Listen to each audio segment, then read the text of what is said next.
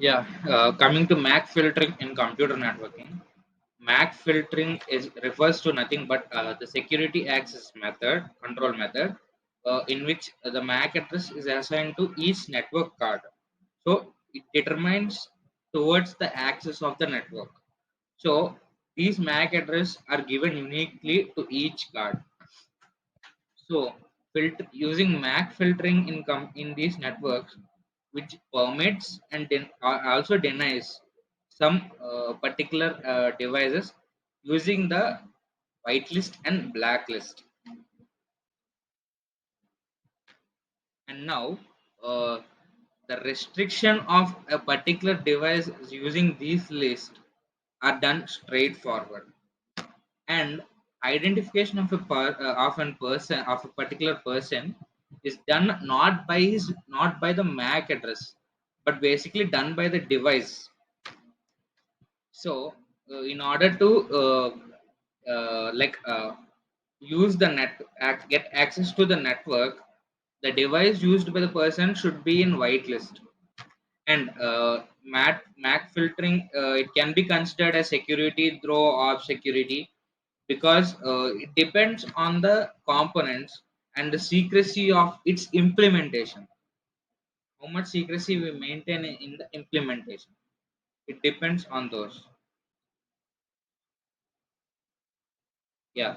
And coming to next, many devices which support completely support the MAC filtering uh, work goes like this regarding the whitelist and blacklist. So the whitelist MAC address are allowed through all the ports, whereas blacklist is completely opposite. The blacklist MAC addresses are blocked on all ports. And coming to the MAC address is shown in the particular format here. The format of 00 or 00 hash. These can be used to represent the MAC address of a particular device. And it is used on when it is used on a wireless network, it doesn't make mistakes like forming an interaction between the multiple clients. It prevents the communication of multiple clients with each other. Rather than this, it makes a particular default gateway to have communication with particular client. So this increases the efficiency of the person to use or access towards a network. And coming to this, it adds an extra layer of protection by checking the address, MAC address, or particular MAC address.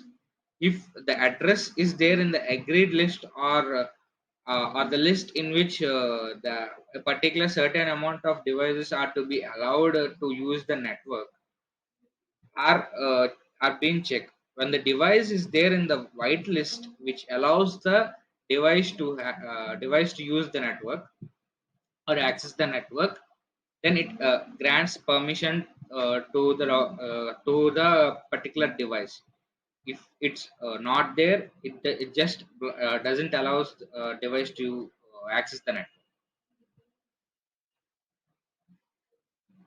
And coming to the steps involved in how to do the MAC filtering, first we have to set a list of allowed devices to gain access towards the network, which are the list provided. They are to be provided. And the second thing we have to do is the set of denied services, like the denied devices towards the particular network. They are not given access to the server. So if there are some situations like if the MAC address is on the both of the denied as well as the or the accepted list. So in such cases, that device is completely blocked, and it is completely not allowed into the in accessing the network.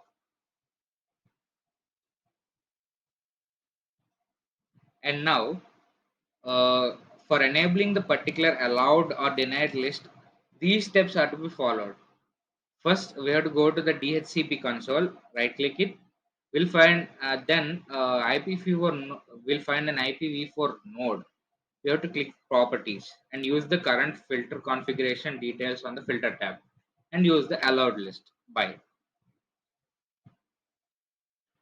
So now going to talk about the major drawbacks of using MAC filtering is it's a very time consuming thing and tedious, especially if we have a lot of Wi-Fi enabled devices. We'll need to get a MAC address for each device. A MAC address should be given to each device particularly.